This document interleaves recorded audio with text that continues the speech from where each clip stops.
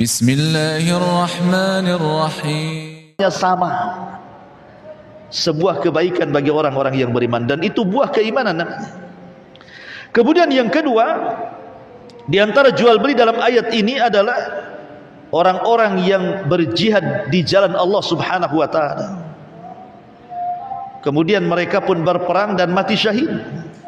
Maka Allah mengatakan, wala tahsabannal ladzina qutilu fi sabilillahi amwatan bal ahya 'inda rabbihim yurzakun. Jangan kalian mengira bahwa orang-orang yang gugur di jalan Allah itu mati. Tidak, mereka tidak mati. Mereka hidup dan mereka mendapatkan rizki di sisi Rabbnya. Ma'asyiral muslimin yang dimuliakan Allah Subhanahu wa taala, ada sebuah hadis yang luar biasa. Kata Nabi sallallahu alaihi wasallam, "Ma min ahadin yadkhulul jannah yuhibbu an yarji'a ila dunya wa anna lahu ma 'alal ardi min syai'in ghaira syahid fa innahu yatamanna an yarji'a fayaqtulu asyara marratin atau fayuqtalu asyara marratin lima yara minal karamati." Kata Rasul, tidak ada seorang pun yang telah masuk ke dalam sorga tiba-tiba dia ingin kembali ke dunia. Itu mustahil, ikhwan. Orang kalau masuk sorga tidak mungkin mau keluar. Bagaimana mau keluar orang sudah masuk ke dalam sorga? Kenikmatannya tidak bisa dilihat mata, didengar telinga, terlintas di hati atau di pikiran manusia saja tidak bisa. Cemana mau keluar? Tapi masalahnya, karena kita dilahirkan di dunia, makanya ketika diceritakan sorga itu kadang-kadang masih berpikir bahwa sorga itu dongeng belaka. Coba kalau kita lahir di sorga, tidak mungkin kita ke dunia. Tapi kata Nabi SAW, ada orang yang sudah masuk sorga pengen ke dunia, katanya. Siapa orang ini? Mereka lah orang-orang yang mati syahid. Mereka ingin ke dunia. Yatamanna an yarji'a, mereka berangan-angan ingin kembali ke dunia. Fayuqtalu asyra marrat, biar mereka dibunuh 10 kali. Lima yara minal karamah, karena melihat kemuliaan yang diberikan kepada orang-orang yang mati syahid. Makanya mereka ingin balik lagi. Ingat kisah yang pernah saya kisahkan tentang kisah Abdullah ibn Haram. Abdullah ibn Haram ini adalah ayahanda daripada Jabir bin Abdullah radhiyallahu anhu, seorang perawi hadis, sahabat yang banyak meriwayatkan hadis Nabi sallallahu alaihi wasallam.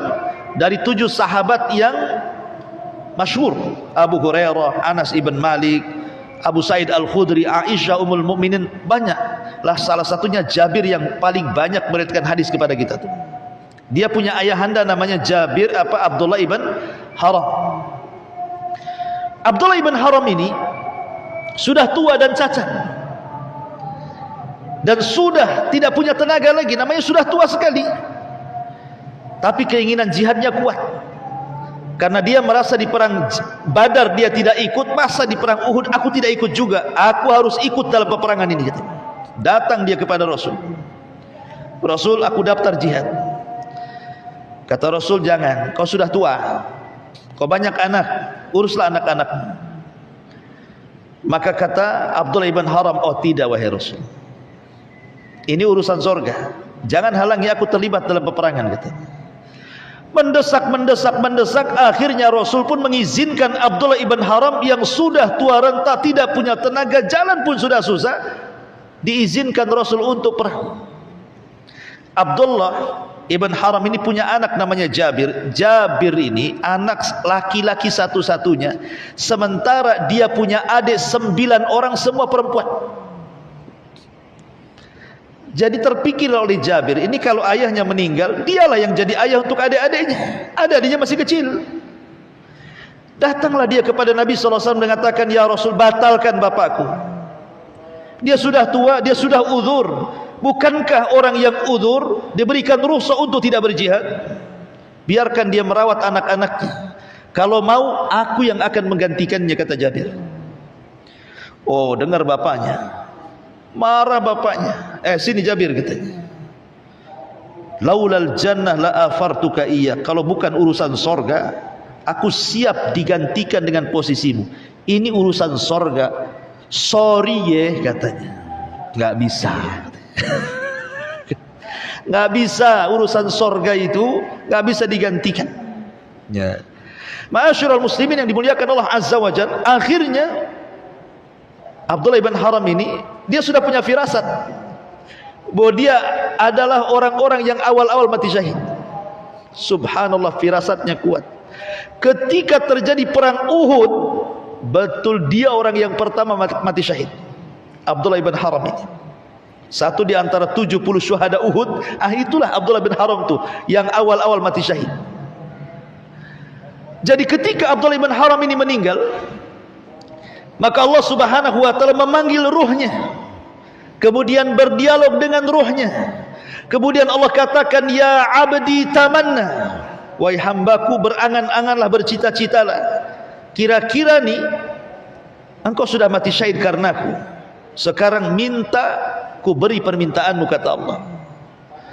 Maka Abdullah ibn Haram di alam arwah ini mengatakan ruhnya, ya Rabb, bisa enggak kau kembalikan aku ke dunia, katanya, biar aku bisa berperang kedua kalinya, dan biar aku bisa mati syahid kedua kalinya. Lihat, orang-orang yang mati syahid itu kan masuk surga tanpa hisab, ikhwan. Tapi dia ingin balik lagi ke dunia. Untuk apa? Untuk perang lagi, untuk mati syahid lagi. Karena seluruh kematian itu pasti merasakan sakarat, kecuali orang yang mati syahid. Dia sudah mati sebelum mati. Orang yang mati syahid itu tidak akan merasakan saat kematiannya. Ya, nampaknya saja badannya kena nuklir, badannya kena rudal, badannya kena tank, badannya kena senjata-senjata, sehingga boleh jadi mungkin hancur, nampak sadis. Kita lihat coba para syuhada yang ada di Palestina itu, ada yang macam-macam kondisi mereka kan, nampaknya sakit kalau kita merasakan kita di posisi dia kan. Tapi ingat, orang yang mati syahid itu saat kematiannya tidak akan merasakan sakarat, kecuali hanya seperti cubitan tangan saja. Kita dicubit, kayak gitulah itu matinya. Tapi selain orang-orang yang mati syahid, maka mereka akan merasakan sakaratul maut, rasa sakit yang tidak ada yang tahu kecuali Allah Subhanahu wa taala. Kalau dia seorang mukmin, boleh jadi rasa sakit itu akhir daripada pengguguran dosa dia. Tapi kalau dia orang kafir, boleh jadi itu awal daripada azab dia. Ma'asyiral muslimin yang dimuliakan Allah, lihat Abdullah ibn Haram ini ingin balik ke dunia dia. Maka Allah mengatakan, ya mustahil Abdullah, engkau sudah mati dihidupkan kembali. Enggak mungkin, karena itu sudah ketetapan Allah, orang mati tidak mungkin hidup. Dan ini bantahan kepada orang-orang yang mengatakan mereka bisa mengundang ruh-ruhnya orang-orang yang beriman dengan mengundang kodam-kodam, itu apa istilahnya itu? Mana ada, orang sudah mati ya matilah, tidak mungkin balik ke dunia. Abdullah ibn Haram kalau memang bisa balik ke dunia, sudah Allah hidupkan dia. Tapi Allah katakan tidak, orang mati itu takdirnya tidak mungkin hidup lagi. Maka Abdullah ibn Haram mengatakan, kalau begini ya Rabb, ya sudahlah, kalau aku tidak bisa hidup lagi ke dunia, habarkan saja posisiku di hadapanmu kepada Jabir putraku dan kepada orang-orang yang beriman. Maka Allah Subhanahu wa taala turunkan ayat, wala tahsabannalladzina qutilu fi sabilillahi amwatan bal ahya inda rabbihim yurzakun. Turun surah Al-Imran ayat 169, menghabarkan tentang Abdullah ibn Haram yang sudah mati. Jangan kalian mengira bahwa orang-orang yang gugur di jalan Allah itu mati. Tidak, mereka tidak mati, mereka hidup. Dan di sisi Tuhan mereka sedang menikmati rizki-rizkinya. Ma'asyiral muslimin yang dimuliakan Allah Azza wa Jalla, ini ayat yang ketiga dan ayat yang terakhir. Allah Subhanahu wa taala sebutkan dalam surah Fatir ayat 29 dan 30. innal ladzina yatluna kitaballah wa aqamus salata wa anfaqu mimma razaqnahum sirran wa alaniyatan yarjuna tijaratan lan tabur liwafiyahum ujurahum wa yazidahum min fadli innahu ghafurun syakur. Sesungguhnya orang-orang yang mereka membaca Al-Quran, satu, kemudian mendirikan salat, dua, kemudian menafkahkan sebagian dari rizki yang kami karuniakan kepada mereka, tiga. Berarti di sini ada tiga amalan: membaca Quran, mendirikan salat, dan menginfakkan sebagian harta yang Allah karuniakan kepadanya. Apa kata Allah? Yarju natijaratan lan tabur. Maka mereka itulah hakikatnya sedang mengharapkan perniagaan yang tidak akan merugi, agar Allah menyempurnakan kepada mereka pahala mereka dan menambah kepada mereka karunia-Nya. Sungguh Allah Maha Pengampun lagi Maha Mensyukuri. Dari surah Fatir ayat 29-30 ini, di sini ada tiga amalan yang merupakan perniagaan kita dengan Allah, dan kalau kita lakukan lan tabur, kata Allah, tidak akan rugi selamanya. Yang pertama, membaca Al-Quran. Membaca Quran itu ikhwan, dalam hadis yang masyhur yang sering antum dengar, baca satu huruf berapa digaji oleh Allah? 10. Kalau seandainya antum jadi tukang bangunan sajalah, kita ambil yang rendah saja pekerjaannya, digaji 10 kali lipat yang hariannya 200 umpamanya. Antum digaji kerja sama saya gaji 10 kali lipat dari harga umum. Saya kira orang PT keluar menjadi tukang semua tuh.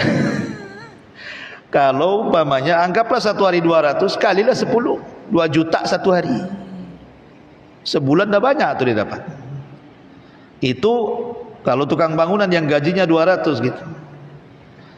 Kalau seandainya pekerjaan yang lain mungkin yang gajinya 500 dikali lipatkan 10 kali lipat. Siapa yang tidak semangat orang kerja kayak gini? Tapi orang kerja itu bagaimanapun tetap harus mengeluarkan tenaga dan pikiran mereka, dan berniaga dengan manusia itu pasti ada lelahnya. Walaupun di balik lelah itu ada gantinya. Tapi kalau kita berniaga dengan Allah itu mudah, terkadang tidak merasakan kelelahan. Antum baca qul huwallahu ahad, lelah antum? Aduh capek, sakit pinggang, kenapa? Habis baca qul hu tadi, ada ceritanya. Saya baca qul hu langsung sakit pinggang antum. Tapi kalau antum kerja satu hari, kerja bangunan, wajarlah antum pegang pinggang itu kan, antum minta urut. Tapi baca qul hu satu kali, nggak mungkin antum lelah itu. Tapi lihat pahalanya.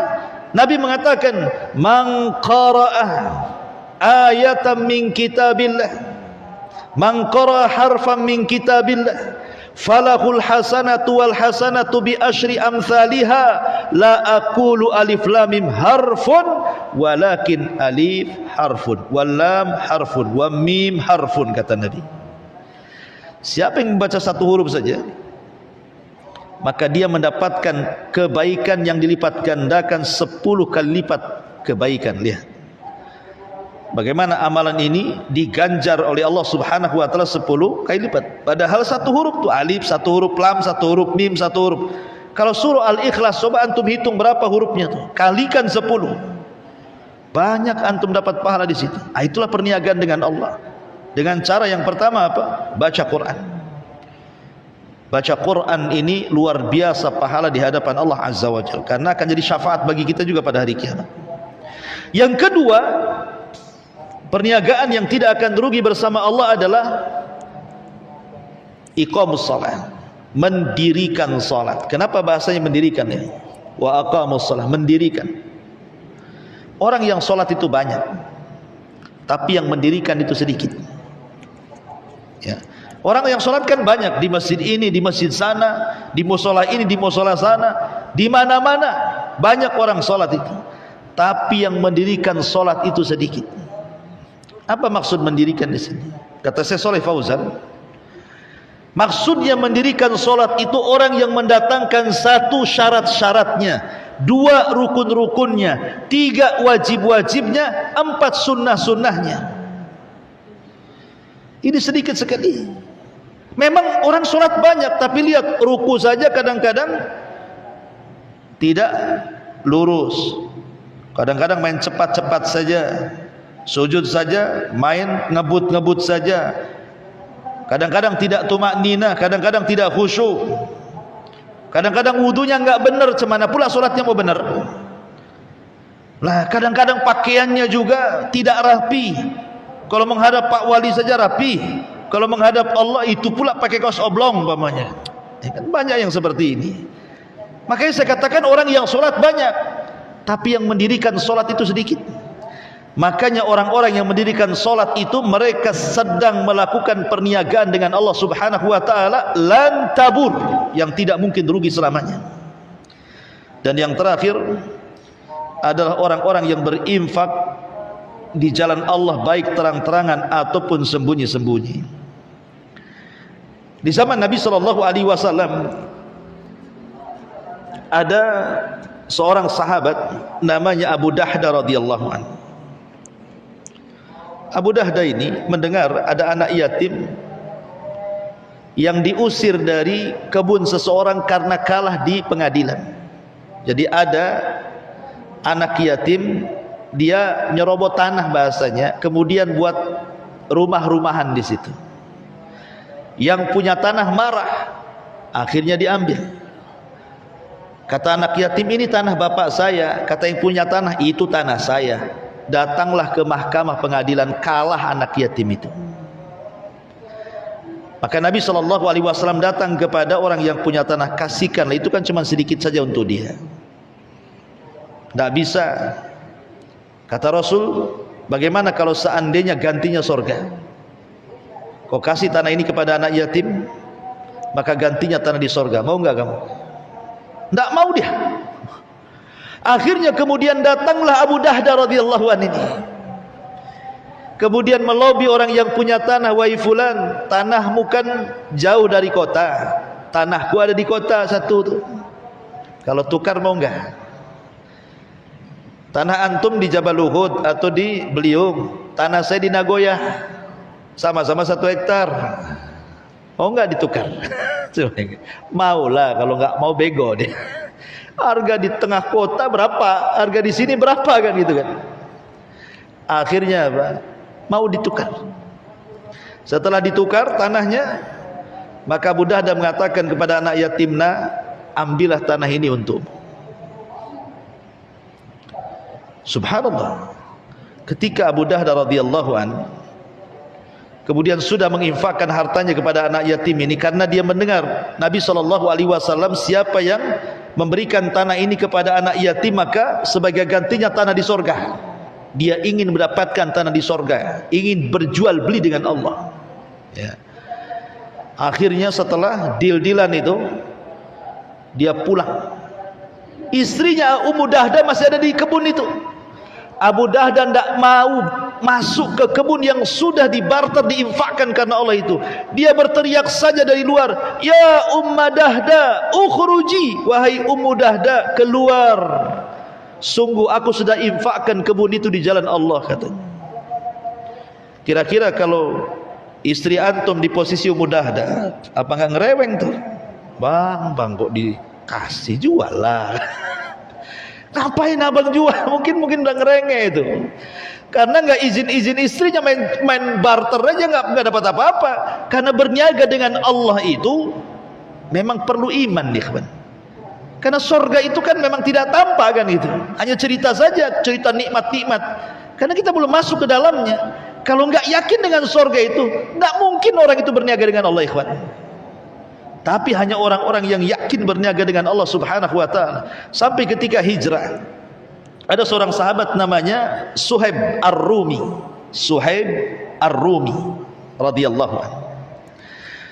Suhaib Ar-Rumi ini dia orang Romawi, bukan orang Arab. Dia mendengar bahwa di Mekah itu akan ada seorang nabi, karena dulunya dia seorang Nasrani. Dia dapat kabar dari pendetanya bahwa di Mekah akan muncul seorang nabi.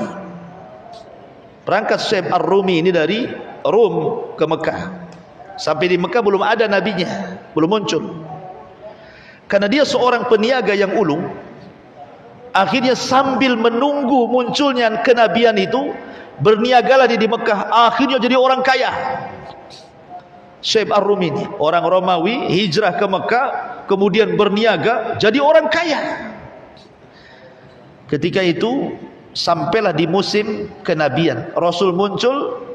Ketika Suhaib memperhatikan apakah nabi yang mengaku nabi di Mekah itu betul dia nabi, dicocokkan dengan kabar yang pernah dia dapat dari rahib dan pendetanya, rupanya cocok. Masuk Islamlah Suhaib kepada Nabi SAW. Tapi Suhaib karena dia orang asing di situ, tidak luput dari siksaan orang-orang Quraisy. Dia pernah disiksa sampai semaput, bahasa kitanya, sampai tidak bisa berpikir, pingsan, error otaknya. Tapi dia memang orang cerdas. Ketika hijrah, dia bawa separuh hartanya dan dihadang oleh orang-orang Quraisy. Kata orang Quraisy, "Ya Suhaib, ataina su'luka. Dulu kau datang ke Mekah kau miskin, sekarang kau kaya, kau mau datangkan kekayaanmu kau bawa ke Madinah?" Oh, tidak bisa. Tinggalkan kekayaanmu di Mekah, kata orang-orang Quraisy ini.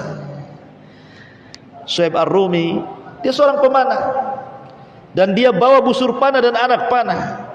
Kemudian kata Suhaib, "Kalian tahu siapa aku? Aku pemanah ulung. Dan kalian tahu itu. Seandainya seluruh anak-anak panahku yang ada di belakangku kulesatkan kepada kalian, saya yakin semua akan menyasar kepada kalian. Setelah kalian terkena panahku, terserah kalian mau apakan aku. Tapi aku punya tawaran, begini saja. Jangan halangi aku hijrah. Kalau engkau ingin hartaku, ambil. Akan kutunjukkan di mana-mana hartaku, ambil oleh kalian. Tapi biarkan aku hijrah," katanya. Akhirnya dia sepakat. Maka Suhaib pun menyerahkan harta yang dibawanya, menunjukkan gudang-gudang harta di Mekah. Dia pun berangkat tanpa membawa harta kecuali pakaian yang melekat di badan saja. Berangkat dia ke Madinah. Rupanya Nabi SAW mendengar. Ya tentu Nabi SAW mendengarkan karena diberitahu Allah lewat Jibril tentang apa yang dilakukan oleh Suhaib Ar-Rumi ini. Ketika sampai saja Suhaib Ar-Rumi ke Madinah, berjumpa dengan Rasul, apa kata Rasul? "Rabiha bai'u Abi Yahya." Rabiha bai'u Abi Yahya, kata Rasul. Sungguh beruntung perniagaannya Abu Yahya. Abu Yahya kunyah daripada Suhaib Ar-Rumi. Sungguh beruntung perniagaan wahai Abu Yahya, katanya. Beruntung apa? Oh, hartanya diambil semuanya orang Quraisy, keberuntung. Maksud Rasul, karena dia sudah berniaga dengan Allah, bukan dengan manusia. Rabiha bai'u Abi Yahya. Sungguh beruntung perniagaan wahai Abu Yahya. Enggak ada masalah hartamu diambil semuanya, tapi nanti Allah akan ganti, kata Rasul. Dari sini turun ayat surah Al-Baqarah, "Wa minan nasi man yashri nafsahu ibtigha'a mardatillahi wallahu raufum bil ibad."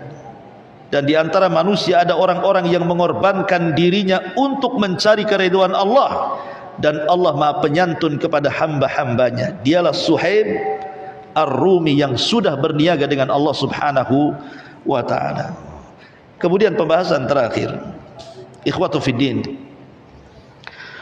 dalam tijarah perniagaan dengan Allah Subhanahu wa ta'ala tentu ada fikihnya. Solat saja ada fikihnya, fikih solat. Toharoh juga ada fikihnya, fikih toharoh, kan. Maka juga berniaga dengan Allah juga ada fikihnya. Fikih at-tijarah ma'allah. Apa fikihnya? Maksudnya fikihnya itu, bagaimana caranya ketika kita berniaga dengan Allah itu betul-betul mendapatkan keuntungan dan tidak akan pernah rugi. Bagaimana caranya? Pertama, berniagalah dengan Allah dengan keikhlasan. Karena ada orang-orang yang nanti pada hari kiamat dia membawa pahala sebesar gunung Tihama. Besar gunung Tihama itu, menghadap Allah bawa pahala sebesar itu. Karena ketika di dunia dia kumpulkan tuh pahala-pahala yang sebanyak itu, tiba-tiba ketika di hadapan Allah, faja'alaha haba'an mansura, Allah hilangkan pahala di hadapannya, enggak ada guna pahalanya. Kenapa Allah Subhanahu wa taala hilangkan pahalanya padahal dia sudah capek-capek mengumpulkan pahala itu? Rupanya kesalahannya satu. Ya, kalau dia beramal di hadapan manusia nampak solehnya, kalau berhadapan dengan manusia saat melakukan ibadah nampak baiknya, pencitraan dalam ibadah mungkin bahasa kitanya. Tapi ketika dia bersendirian yang tidak ada yang tahu kecuali dia dengan Allah, idza khalau bimaharimillahi intahaquha, kata Rasul. Kalau dia sedang bersendirian dengan Allah, dia pun berani merobek-robek keharaman Allah Subhanahu wa taala, bermaksiat tidak terang-terangan. Kenapa? Karena tidak ada keikhlasan. Kalau ada keikhlasan, maka hati orang yang ikhlas itu tidak akan berubah. Mau dipuji, ya itulah hati dia, mau dicela itu juga hati dia. Hati orang yang ikhlas itu tidak akan berubah, ikhwan. Dipuji tidak besar kepala, dihina pula tidak merasa hina. Itulah orang ikhlas, ya. Ini yang pertama. Yang kedua, kalau perniagaan kita dengan Allah ingin untung, maka lakukan dengan niat. Innamal a'malu binniyat. Amal itu ditentukan niatnya, maka beramalah dengan niat. Kemudian yang ketiga, beramalah dengan ittibah, mencontoh Nabi sallallahu alaihi wasallam. Sebab kalau kita berniaga dengan Allah Subhanahu wa taala, baik dalam bab ibadah ataupun muamalah, kalau tidak mencontoh Nabi sallallahu alaihi wasallam, maka Rasul katakan, man amila amalan laisa alaihi amruna fahuwa rad. Wa fi riwayatin, man ahdatsa fi amrina hadza ma laisa minhu fahuwa rad. Barang siapa yang melakukan amalan dan tidak ada contohnya dari kami, kata Rasul, pasti ditolak amalan itu, tidak akan diterima. Maka syarat berniaga dengan Allah supaya tidak rugi, maka berniagalah dengan cara ittiba, contoh Nabi. Ikhlas, ada niat, mencontoh Nabi, kemudian hindari amalan-amalan dari dosa-dosa yang bisa menggugurkan pahala, seperti riya, menggugurkan pahala, sum'ah, menggugurkan pahala. Bahkan yang lebih dahsyat adalah kesyirikan kepada Allah, syirkul akbar. La in asyrakta la yahbatanna amaluka wa la takunanna minal khasirin. Kalau engkau melakukan kesyirikan, hancur lebur amalan dan engkau termasuk orang yang rugi. Hindari perbuatan maksiat yang bisa menggugurkan perniagaan dengan menghilangkan pahala. Kemudian yang kelima, pandai-pandailah seseorang itu memilih hari-hari dan waktu untuk beribadah kepada Allah Azza wa Jalla. Karena Allah mengatakan, inna li rabbikum fi ayyami dahrikum nafahat. Apa kata Rasul? Sesungguhnya bagi Rabb kalian dalam hari-hari tahunan kalian itu ada nafahat. Nafahat itu karunia yang sangat-sangat besar yang tidak Allah berikan kecuali di hari-hari tertentu dan di waktu-waktu tertentu. Seperti kalau di bulan Ramadan ada namanya 10 akhir Ramadan.